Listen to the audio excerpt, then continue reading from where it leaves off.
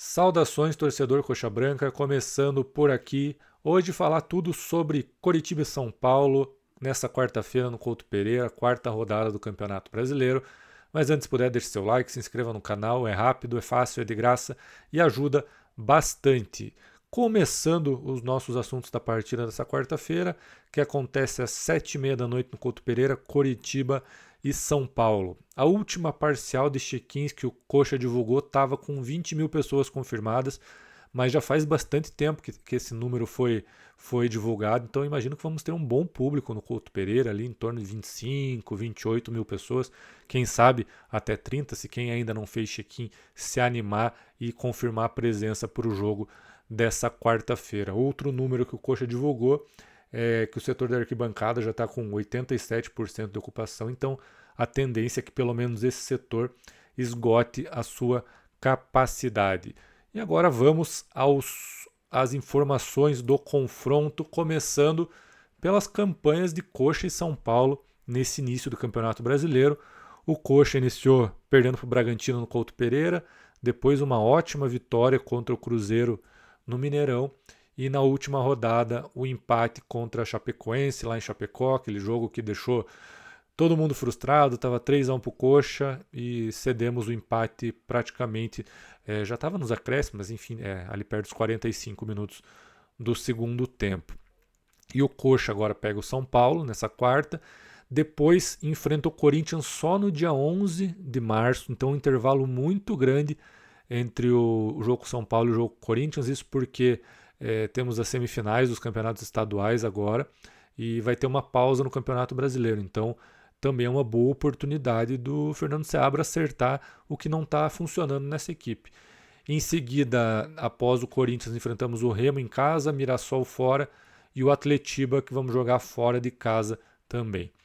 O São Paulo começou vencendo o Flamengo, ótima vitória do São Paulo, empatou o clássico contra o Santos e na última rodada venceu o Grêmio. São Paulo invicto na competição, jogo dificílimo para o Coxa. Ali quando eu fiz as expectativas no início do campeonato, eu coloquei que, na minha opinião, o São Paulo até poderia brigar na parte de baixo, porque está com muitos problemas internos, a gente acompanha na imprensa, muito problema mesmo, é uma situação muito complicada nos bastidores, na política do São Paulo, e eu acreditava que isso pudesse afetar o desempenho em campo. Até agora não está acontecendo, mas só tivemos 3 rodadas, vamos ver ao decorrer da competição se isso acontece ou se a equipe consegue se blindar dos problemas extra-campo. Passamos aqui pelos jogos das duas equipes e vamos à classificação do Campeonato Brasileiro. Palmeiras, o líder, com 7 pontos. Aí temos São Paulo, Fluminense e Bahia também com 7. A turma dos 6 pontos com Corinthians, Atlético Paranaense e Bragantino. Com 5 pontos, Chapecoense e Mirassol. E o Coxa fechando a primeira metade da tabela com 4 pontos. Na segunda metade da tabela, Flamengo com o mesmo 4 pontos que o Coxa. O Flamengo começou mal o ano, né?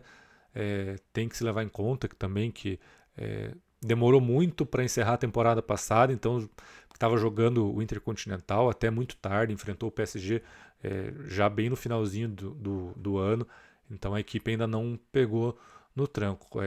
Aí temos a turma dos 3 pontos com Botafogo, Grêmio e Vitória, Atlético Mineiro e Remo com 2, e a zona de rebaixamento, todas as equipes com 1 ponto, Vasco, Santos, Inter e Cruzeiro. Todos os times estão com 3 jogos. Tivemos o jogo atrasado entre Atlético e Corinthians na semana passada, que o Corinthians venceu aqui em Curitiba por 1-0.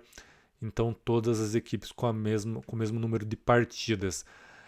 Ainda levando em conta que nosso objetivo é escapar do rebaixamento nesse primeiro ano de volta à Série A, ficar de olho, na minha opinião, ali em Santos, Vasco, Remo, Vitória. Dessa segunda página da tabela, acho que são essas as equipes que tem mais chances de ficar ali na parte de baixo. Santos está mal, o Vasco trocou de técnico, Remo veio da Série B, Vitória no passado disputou até a última rodada contra o rebaixamento. Ficar de olho no Inter também, que no ano passado escapou ali na última rodada contra o Bragantino, venceu o jogo e não foi rebaixado. Então são as equipes que a gente deve observar mais aí nessa metade de baixo da tabela.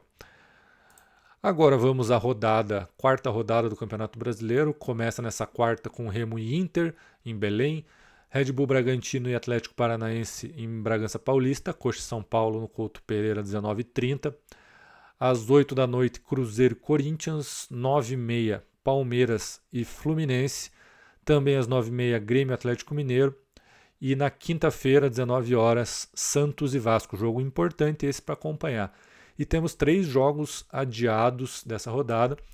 Flamengo e Mirassol, por causa da disputa da Recopa, né? O Flamengo está enfrentando o Lanús, já perdeu na semana passada, joga essa semana no Maracanã. Botafogo e Bahia, Botafogo e Vitória, Bahia e Chapecoense também foram adiados. Botafogo e Bahia estão na disputa da pré-Libertadores. Os 2 times foram derrotados na semana passada e agora jogam no Brasil. Passamos aqui a limpo a situação do Campeonato Brasileiro e vamos ao Coxa. Até o momento, deixa eu atualizar aqui, não tivemos a lista de relacionados do Coritiba. Imagino que a principal dúvida seja o retorno do Thiago Coser. Ele estava com cansaço muscular e acabou ficando de fora do jogo contra o Operário. A tendência é que, se não houve lesão, é que ele volte. O Alisson, esse teve uma lesão, imagino que não esteja disponível, que é tudo especulação, né? Podemos ter de novidade o JP Sherman e o Felipe Jonathan entre os relacionados. Acho muito difícil que eles comecem jogando.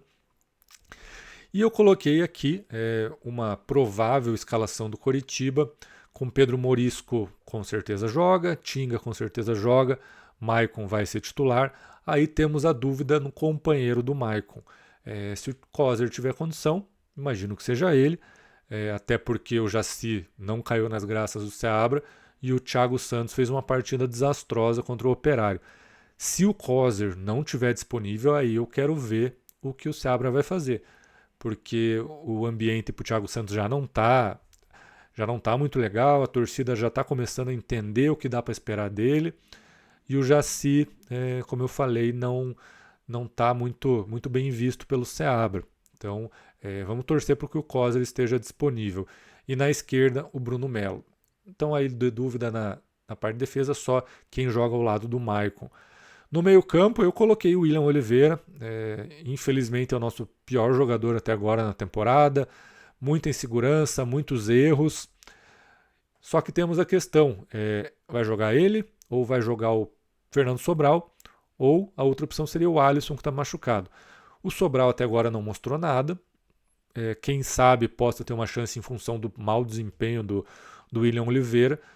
E o William Oliveira, que vem sendo titular, não tá apresentando um bom futebol. Tá muito mal, aliás, né? Ainda acredito que o Seabra vai continuar mantendo o William Oliveira ali, infelizmente. No meio-campo, o Josué, titular absoluto, apesar de não estar no nível que a gente se acostumou, é o nosso principal armador. Ao lado dele, nos últimos jogos, o Seabra tem optado pelo Lavega. Eu acho que essa opção pelo Lavega ali no meio está deixando a equipe muito exposta.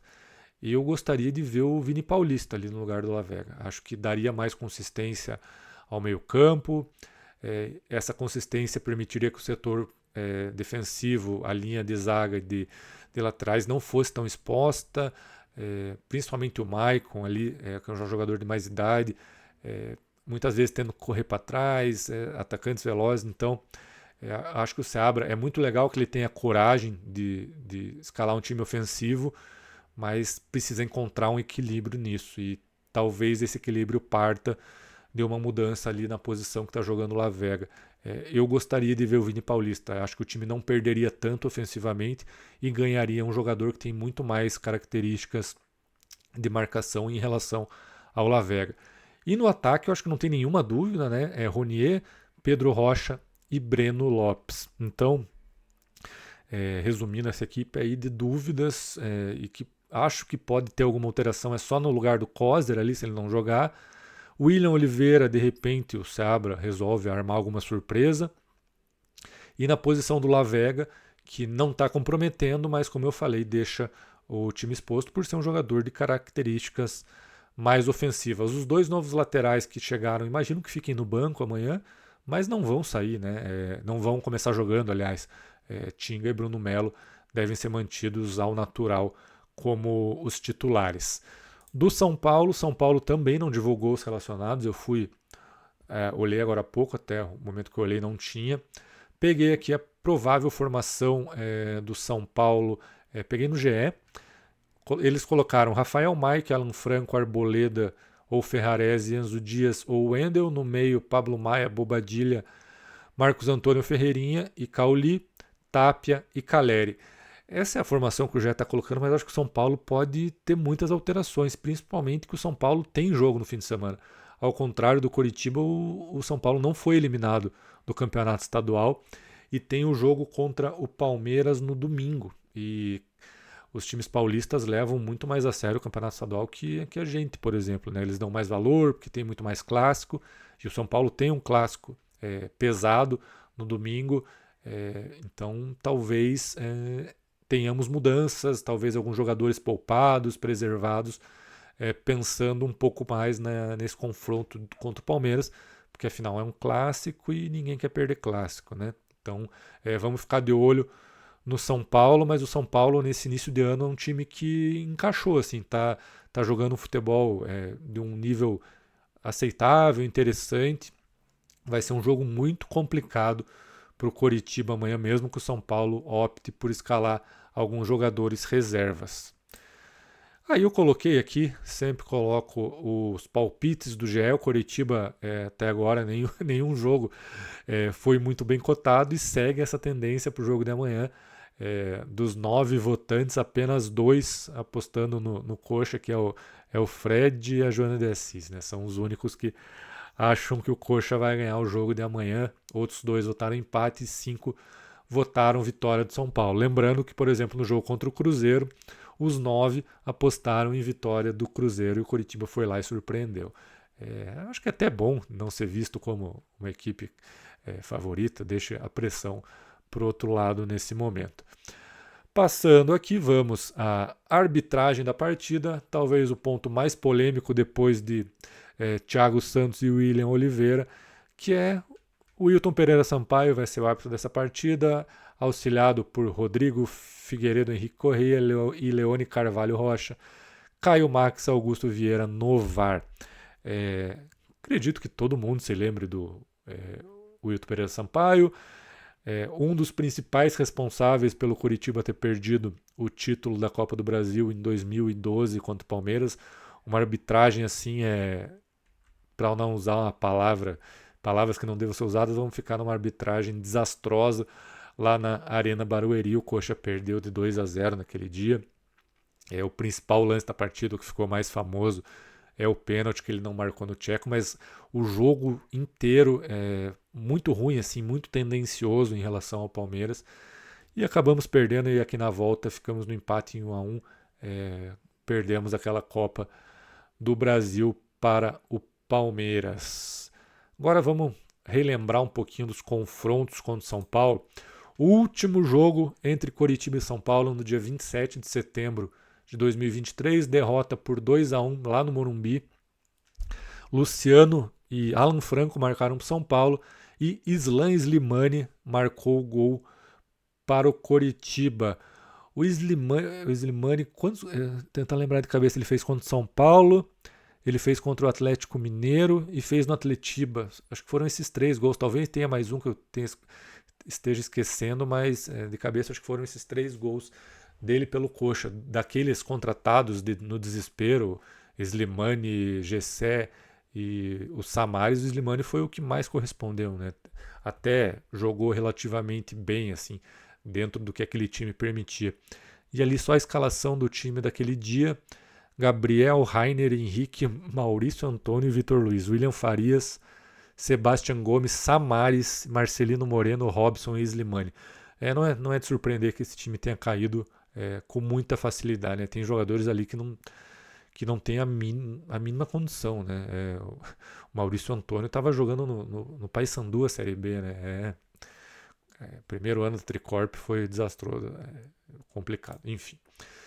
E o último jogo em casa foi naquele mesmo ano, no primeiro turno do Campeonato Brasileiro, 1-1 no Couto Pereira. Bruno Gomes marcou pro Coxa, e acho que imagino que seja Marcos Paulo, marcou pro São Paulo. Foi bem no comecinho do campeonato, o Coxa estava naquela sequência, não conseguia encontrar a primeira vitória. Nesse jogo estava conseguindo, aí tomou um gol no finalzinho e acabou adiando essa primeira vitória um pouquinho mais. Naquele dia jogou com Gabriel.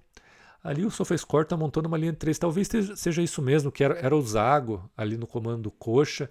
E ele estava tentando algumas alternativas para ver se conseguia encaixar a equipe. Eu lembro até um jogo que ele colocou o Robson como ala direita.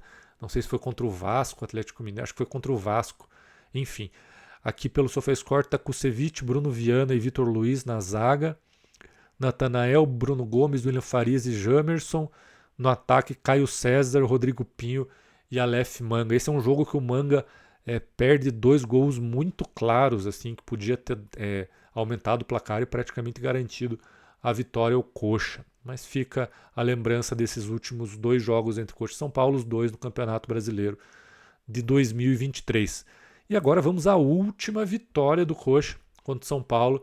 Dia 3 de agosto de 2017, Coxa vence por 2-1 no Morumbi. Filigrana e Thiago Carleto marcaram os gols para o Coxa. Ali o Carleto na foto. Marcelo Oliveira ao fundo. Ali o Coxa já tentando ver se escapava ali da parte de baixo da tabela. Essa vitória deu um respiro, mas no fim das contas não adiantou muito, porque o fim do ano todos sabemos o que aconteceu ali em 2017. Essa foi a última vitória do Coxa contra o São Paulo, então uma sequência muito ruim do Coxa contra a equipe paulista. Nos últimos 7 jogos foram 4 empates e 3 derrotas. Então desde 2017 o Coxa não vence São Paulo, quase 10 anos aí desse tabu, esperando que amanhã a gente quebre essa marca e principalmente voltemos a fazer o Couto Pereira um lugar que a gente tem ali como nosso ponto forte. Foi durante praticamente sempre, né? O Couto Pereira sempre garantiu muitos pontos ao Coritiba, só que desde o ano passado passou Mozart, agora está o Seabra e está muito difícil ganhar em casa. E não dá para ficar dependendo de vitória fora de casa. É muito complicado vencer longe de Curitiba. Então precisa voltar a fazer que o Couto Pereira seja a nossa força. Esperamos que isso comece amanhã. Então é isso, gente. Passamos aqui pelas informações de Coxa São Paulo. Jogo nessa quarta-feira, 7h30 da noite, quarta rodada do Brasileirão. Esperamos voltar aqui no pós-jogo com os 3 pontos na bagagem e emendar aqui uma boa sequência nesse início do Brasileirão, que eu acho que está, apesar da frustração do jogo contra a Chapecoense, está um começo de Campeonato Brasileiro em relação a pontos e até em desempenho bem honesto. Assim, tá até acima do que a gente esperava. Eu acredito que todos estejam pensando assim. Tá bom, gente? Ficamos por aqui. Até a próxima. Valeu!